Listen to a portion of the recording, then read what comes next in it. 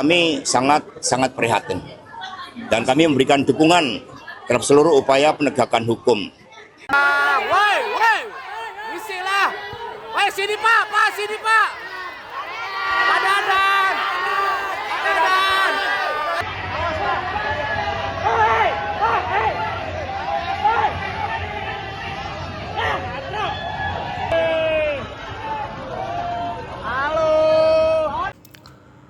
PDIP heran kenapa korupsi makan bergizi gratis baru dibongkar sekarang. Padahal potensi korupsi MBG sudah kerap dikritisi oleh PDIP sedari awal program digulirkan ke masyarakat. Kritik itu disampaikan Sekretaris Jenderal PDIP Hasto Kristianto pada Minggu 7 Juni 2026 seperti dimuat tribunnews.com. Hasto menyatakan pihaknya sejak awal telah melihat adanya ketidakberesan dalam tata kelola program andalan pemerintah Prabowo Subianto itu. PDIP melayangkan kritik berangkat dari kekhawatiran masyarakat terhadap potensi penyelewengan dalam program tersebut. Sebenarnya sudah terdengar sejak lama. Sehingga kata Hasto, kasus korupsi tersebut seharusnya bisa dicegah sedari awal. Namun kini negara terlanjur tekor karena kasus korupsi tersebut. Hasto mengatakan PDIP sangat prihatin dengan kasus tersebut serta mendukung aparat penegak hukum untuk mengusutnya. Oleh karena itu, kata dia, PDIP mengeluarkan instruksi larangan bagi kader karena mencium gelagat yang tidak beres dalam pelaksanaan program tersebut. Tapi kita lihat juga di Indonesia sekarang ada kasus korupsi di tubuh BGN gitu ya Mas. Bagaimana Mas Seni melihatnya?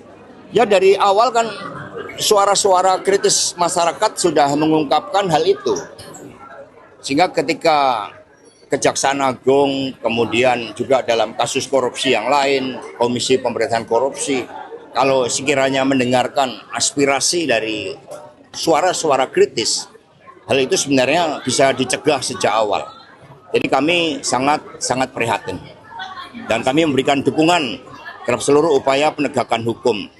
Maka dari PD Perjuangan sejak awal ketika melihat ada yang tidak beres di situ, kami mengeluarkan instruksi larangan bagi seluruh anggota kader PD Perjuangan untuk terlibat di dalam berbagai komersialisasi dari program yang untuk rakyat.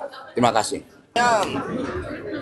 Di dalam teori geopolitik Soekarno, variabel yang sangat penting itu penguasaan ilmu pengetahuan dan teknologi, riset dan inovasi. Maka kami juga mengakrabi dengan berbagai pengembangan teknologi itu, tetapi kami bawa ke dalam hal-hal yang sesuai dengan ideologi, yang sesuai dengan apa yang dicita-citakan anak-anak muda. Jadi partai masuk dengan menggunakan teknologi untuk menyampaikan pesan-pesan politik, pesan yang membangkitkan idealisme, pesan yang membangkitkan rasa cinta tanah air, tapi juga pesan yang membangkitkan suatu perjuangan. Apapun masalahnya, kalau kita konsisten memperbaiki itu dengan niatan baik, dengan niatan tulus, sebagaimana ditunjukkan oleh para pendiri bangsa kita, khususnya Bung Karno, maka segala sesuatunya akan dimudahkan. Mas Hasto, ini kan dari BMSI kemarin ini melakukan demo di Jawa Tengah gitu ya, dan menginginkan ada tuntutannya itu ada 18 hari untuk masalah ekonomi Indonesia ini bisa diselesaikan oleh pemerintah gitu. Tapi kalau misalnya tidak bisa, itu akan ada mereka akan melakukan demo reformasi di jilid 2 gitu ya Mas Hasto. Gimana nih menanggapinya hari ini? Ya segala persoalan yang ada, termasuk bagi PD Perjuangan, ini kan menjelang 30 tahun peringatan Kuda Tuli.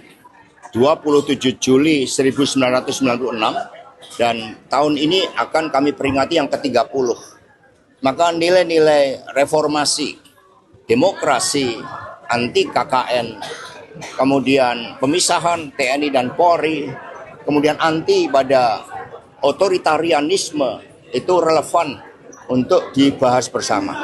Ya berbagai persoalan ini bukan hanya menjadi persoalan pemerintah semata, tetapi kita sebagai warga bangsa juga harus bersama-sama memberikan pemikiran-pemikiran bergotong royong untuk menyelesaikan masalah tersebut.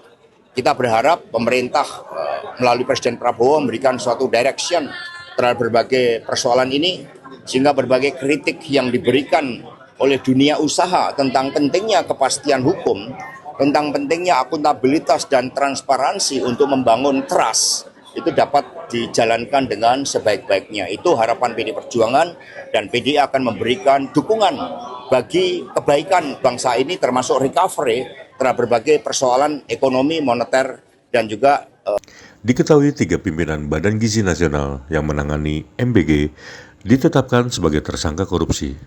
Mereka yakni Kepala BGN Dadan Hindayana, ex-wakil Kepala BGN Lodwig Pusung, dan Sony Sonjaya. Direktur Penyidikan pada Jampitsus Kejagung Sarip Sulaiman Nahdi mengatakan sejatinya program MBG itu dikelola oleh yayasan yang terafiliasi dengan sekolah penerima. Namun, pada pelaksanaannya ternyata ditemukan banyak SPPG yang ditunjuk karena mempunyai afiliasi dengan petinggi BGN, padahal tidak memiliki syarat untuk menjadi mitra SPPG.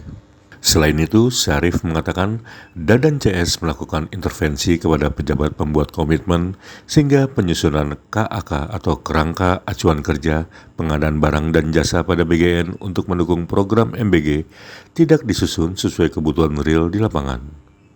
Jangan lupa subscribe ya!